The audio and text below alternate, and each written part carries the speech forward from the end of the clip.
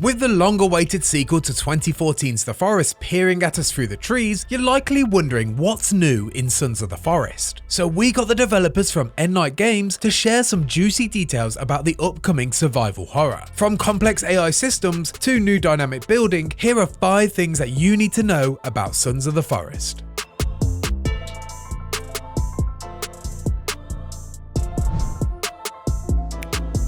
Sons of the Forest can be played with up to 7 of your friends, but even if you're a solo player, you're never alone. Say hello to Kelvin, the first AI companion. In the forest, you played multiplayer, you had people to help you out. We wanted to make sure that, or add to this game a feature where like if you were playing by yourself, you still have that benefit and you still have this experience of you're living in a world where other people are involved and playing with you. So we've added a character, Kelvin, who he's not super able to do super complex things, but he can do like a lot of very helpful things. So stuff that the player might just want him to go off and do some busy work for a while and then come back and all of a sudden you've got this pile of logs to help you out building, while you're sitting there focusing on designing your mansion, you know, on the lake. You have to treat him nice. He isn't any faster than another player. So if you played with someone else, like he would be a bonus. Like if you had another human player, they would be obviously faster and probably more capable, of course. But he's designed so he's not OP. Like we don't want him like, oh, get me meds. And then all of a sudden you just don't have to worry about fighting like that risk. We want to make sure that the game's still a challenge, but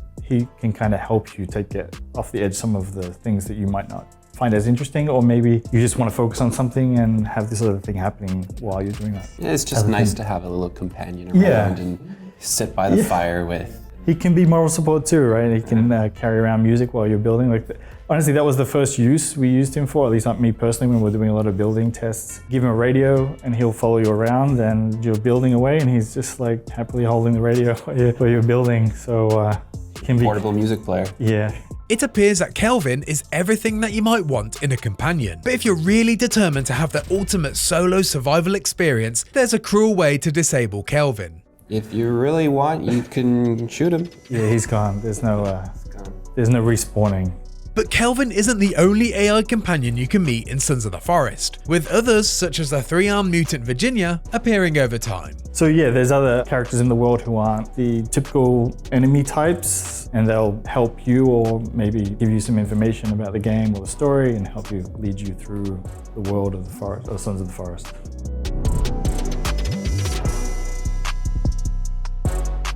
Along with a variety of weather conditions, the world of Sons of the Forest will now rotate through different seasons, going from a vibrant and bountiful summer into a cold and barren winter, and everything in between. Yeah, the seasons will dynamically change through the duration of the game. We also do things during the seasons that affect the actual gameplay. So a good example is, say, in winter, the berry bushes no longer have nearly as many berries, or any in most cases. There's fewer animals, and the habitats on the island, they will not pursue out as far. And so the seasons, it has this effect in the overall world of how you need to adapt to survive. Yeah, like your water sources freeze over and then you've got to work out where you're going to go from now. No more fish, maybe you're relying on that resource. The main benefit is you'll have probably less encounters, the inhabitants of the island, because of, like, they're also dealing with the same struggles as you with winter. So safer for you to venture out, but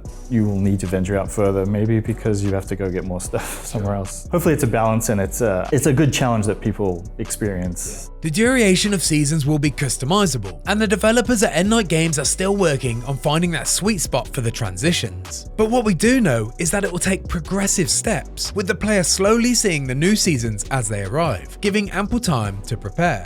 Yeah, it won't happen instantly. It won't be like just an instant switch. There'll be sort of a progression in it initially, so you'll see and you'll know what's coming. Like the forest, I expect most players will probably experience it the first time and just a bit surprised by it, and then that's something they learn about themselves, like how they survive that, and either they don't and start again, or they keep going and see where they end up.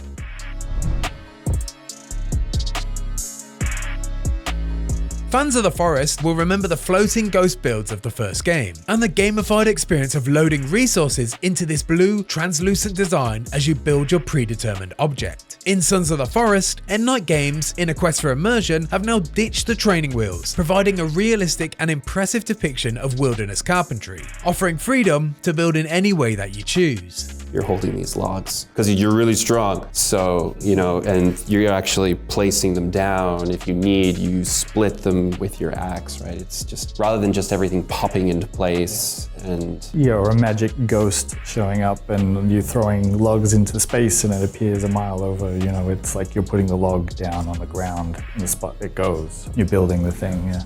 I mean, it's crazy more detailed. Like, we've put a ton of work into like all the rendering and the detail of the actual like modeling and everything and the texturing. Also, the interaction with it is way more detailed now, like all the pushing and how it renders with rain and wind. It's all like super detailed. And then also, of course, tree chopping is like been upgraded a ton. So now it feels really satisfying. It's really quite visceral as you do it. You want to make it really feel like someone's chopping into this tree and splinters flying everywhere. With a new emphasis on player freedom and expression, it's hard to imagine all the possibilities of this new immersive building system. So we asked the developers to share what they've seen so far and a hint of what's possible. I think the one thing recently I think I saw was it was basically like a massive compound that had a courtyard and like a run around the perimeter of the defensive walls, and we had little towers on the corners. And again, like, this building system is like totally new and built from scratch, and it's super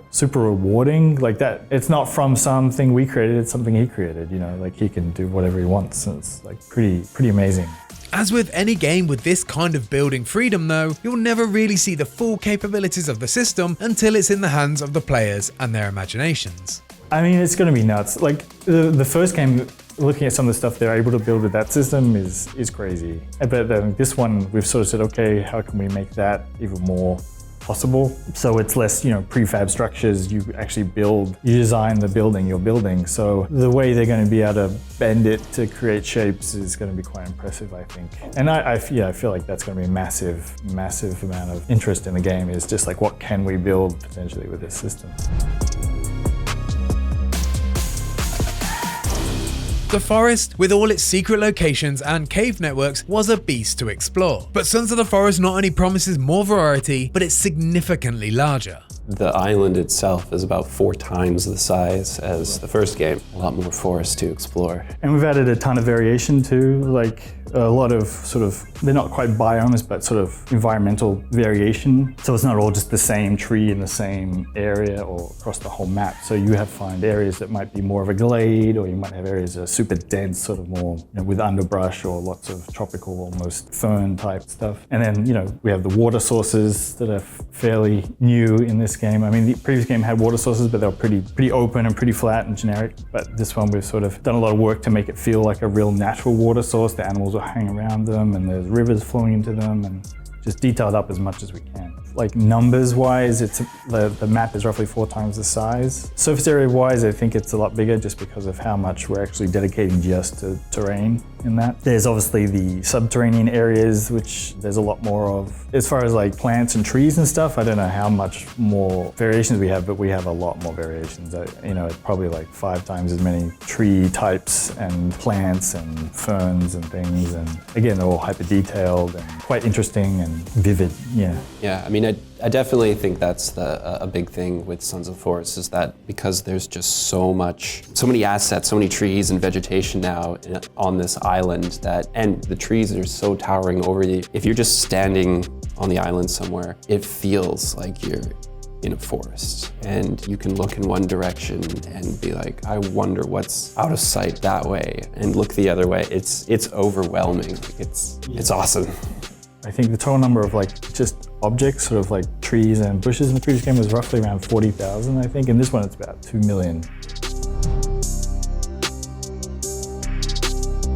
Like the forest, Sons of the Forest is full of wildlife, cannibals, and monstrosities to come across. Like Kelvin and the other companions, everything from a squirrel to a hideous mutant has the ability to make their own survival decisions, and can make judgments on how they interact with the player.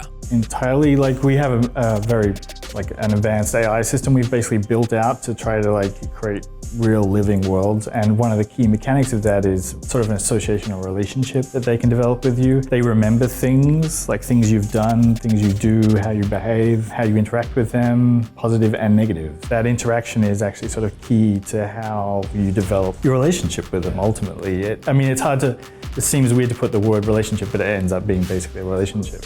The way you act in a protective sense or in a supportive sense, like food and resources, sort of impact their feelings towards you. It's because of this AI system that we can do those things now quite easily, where it's like, oh, well, it's raining now. So if this guy just saw his buddy get decapitated, he's going to be afraid and he's going to stumble and fall in the mud. Whereas maybe a different cannibal is a little more, higher in morale and that sort of thing. And, he's going to get furious and charge at you. There's not just basic stats like fear and anger. There's other stats like how religious they feel, or how much leadership they have, or how dedicated they are as a follower. So there are characters in the game that are leaders essentially, and they have an idea, and then the other characters will say, well, I'm more of a follower, so I'll attach my thought to that guy's thought. So they say, well, I'm going to go do this, so let's go do that. Yeah, and the cool thing is, because this isn't all like heavily scripted or anything, these things just happen around you. They may happen when you're around, or maybe they won't. The cool thing is that these things, they don't always trigger, right, which makes it feel a lot more organic as well. It's just one of those things that once you add enough of these like dynamic pieces, it's just sort of dance that happens when you start fighting a whole bunch, and you realize that they're not just running at you. Like a lot of games that we experience, the general AI mechanic is like, there's the player, I see the player, attack the player. If it's a long fight, they'll get tired and they'll go and try to hide to rest. Like, it's not like they're hiding because you're beating them up, they'll hide because they're tired. The impressive AI of all living things in Sons of the Forest doesn't just apply to how they interact with the player though. The general mechanic where we've created with the world and the enemies is there's actually somewhat factions within the enemies, in that there's certain types and they behave differently, and some of them don't like each other. You can be in a fight in a village with a group of cannibals, and then a group of the what we call the muddies show up, and they will actually start fighting the muddies off because they don't want them in their village. And you can take the opportunity to get away if you're like having a battle, or you can take the opportunity to let them kill each other off first, and then you come in and finish them up, that kind of thing. So and then the creepies, there's a balance there with the creepy enemies that are more sort of cave dwelling, and the actual villages, and there's sort of like an ebb and flow of like, if you kill off all the villages, then you might have to deal with more creepies now, or if there's a kind of a turf war mechanic that's being that will flow through the game as you're playing, and you can influence it by doing certain murderous actions, I guess. Yeah, so you could think that, I guess in a way, you can kind of control the turf war, because again, if you take out some of the cannibal villages, that might allow the creepies to spread a little more that way. There's also the system in that if you just go on a murderous rampage and start taking tons of cannibals out, they will start to try and prepare more against you by starting to wear more armor. And then they might start doing some proactive, trying to remove you from their ecosystem. Yeah. Little hunting parties. Yeah. And if you like that video and want to hear more about Sons of the Forest, why not check out our exclusive preview? And for everything else in the world of cannibals and gazebos, stick with IGN.